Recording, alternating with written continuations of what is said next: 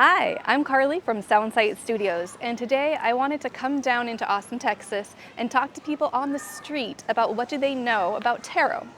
I wanted to get a sense of what were their questions about their practice, do they have any experience with the cards, and basically how could I answer questions for them that you might have as well. Let's check it out.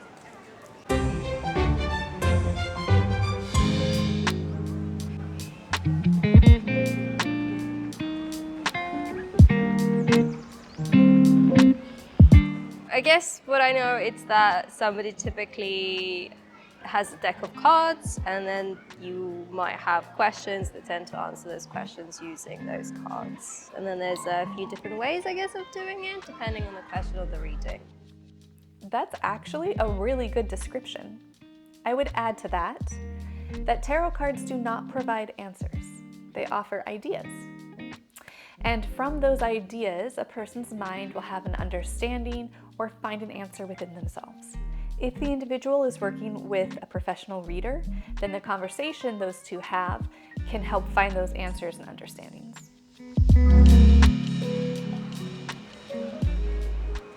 In Korea, it's very often to do that with going that tarot place with like a girlfriend or boyfriend and do some kind of for just basic entertainment. So I didn't think about tarot very deeply before. It's true. Tarot is a lighthearted way to bring people together over a shared experience. These cards don't predict the future. They offer ideas and jumping off points for great conversation that can help you get closer to the people you care about.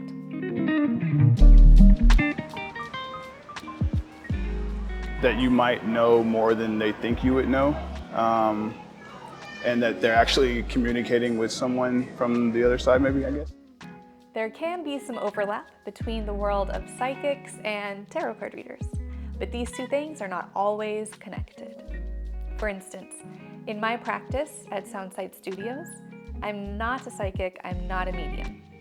But there are psychics that will use tarot cards in their practices. This is a tradition that stretches back hundreds of years, especially during a movement called spiritualism, which was very popular in the United States and Europe back in the 1900s. Today, it's very important that you do a little research and decide if that practitioner aligns with your values and is offering what you are looking for in your experience. It's fake, that I guess they pry on people being desperate for finances, and it's a way of getting money out of them. Unfortunately, this is kind of true. This is an unregulated industry. Therefore, it's very critical that somebody who's looking for a tarot reader practices due diligence in finding the individual that they work with. Look for somebody that is a responsible and respectful reader. This means that they will honor your boundaries, they will respect the choices you make with the free will you have in your life, and they'll listen to whatever limitations that you have.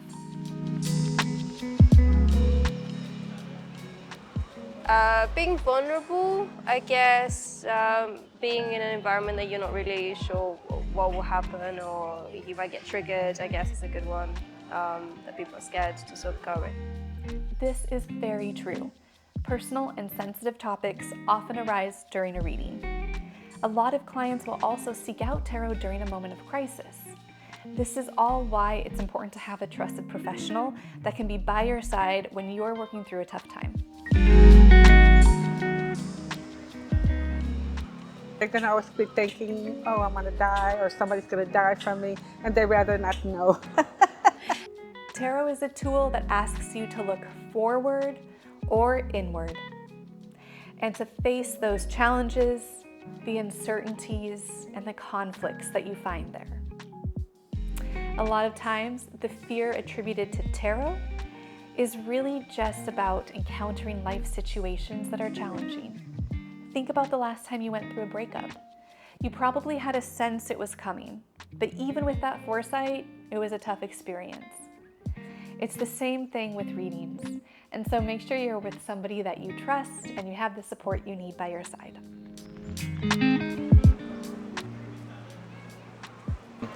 card like death or something like that, they are in most cases like a very bad omen. Yeah, probably. In a secular practice like mine, we don't believe in omens. Rather, we stick with the traditional meaning of the card. When this card was first designed in the 1500s by Italian artists, it didn't even have a name. It featured a Grim Reaper and referred to the Black Plague. This was a symbol that everyone in society at the time would totally catch on to. That's why it didn't need a name. The Black Plague was a catastrophic health crisis. It impacted everyone from the wealthy to the clergy to the poor. It completely changed the financial, social, and political landscapes of Europe. Therefore, to this day, the card is a symbol of immense change. Often, it's uncomfortable.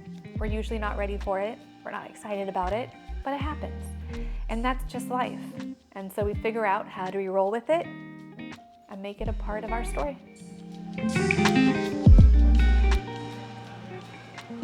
I'm a Christian, so some of that stuff seems like what I've been told, like dark, you know what I mean?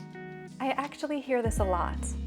In fact, years ago, I was at a market taking place on a church parking lot. Someone from the church came out and had to ask me to leave because cards weren't allowed on those premises.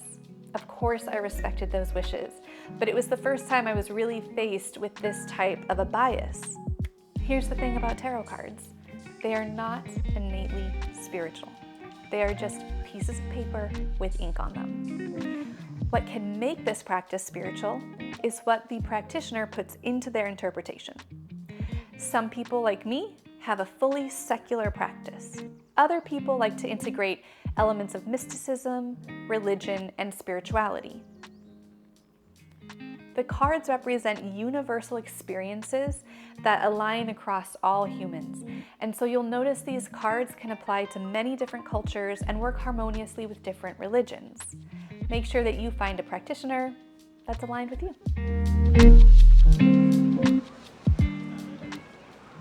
I don't read the cards on my family too much, but for them, you know.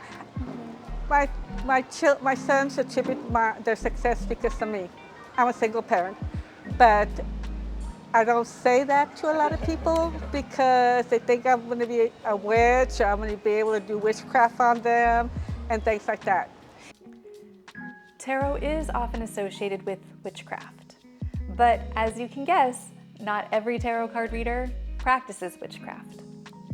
Tarot has often been used by people that are on the fringes of society or that have alternative views to spirituality, and that aligns with people that practice witchcraft or Wicca. It's up to the individual practitioner, as usual.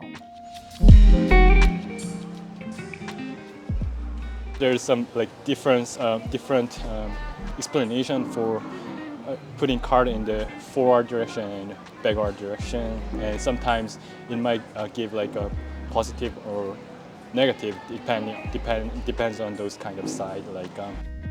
The first recorded use of reversals was actually in France in around the 1700s by a man named Court de Gebelin. He was a barber turned occultist. His deck was about 38 to 40 cards. Today, our modern deck is 78 cards. So he needed to maximize the meanings that he could get from those cards. Therefore, the 10 of Pentacles upright would represent grandfather. Reversed, it represented grandmother. Nowadays, there's over 20 different ways to read reversals. Sometimes they're not even necessary. Your tarot reader will know if it's necessary, if it's appropriate, and how to do that if they choose to.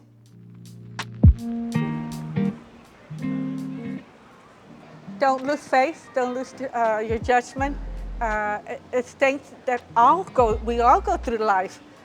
Don't we do that? Mm-hmm. Even if we don't read the tarot cards or we're not Catholic, you still believe in war, you still believe in health problems, you know? I mean, I could not read the cards for my mom. My sister died of the same thing, pancreatic cancer. My sister died at 36. So there was no way that the tarot cards was gonna say, okay, this is what to expect. That's life, it is what it is. Yes, life happens, and tarot can help you navigate your path through the ups and downs, it can have your back. Tarot reminds us of the shared universal experiences stretching back hundreds of years.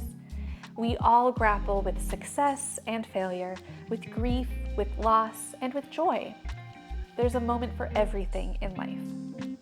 Reading tarot is like having a great friend who you can always talk to.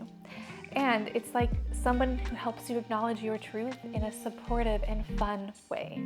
I highly recommend, if you've never tried it before, give it a shot. I had so much fun today talking to people about what they know and don't know about tarot. I heard so many different perspectives. I loved getting to answer these questions for them and for you. Keep in mind, everything you heard today was just my personal opinion and approach. There are a lot of different ways to read tarot, and no one way is more accurate or right than the next.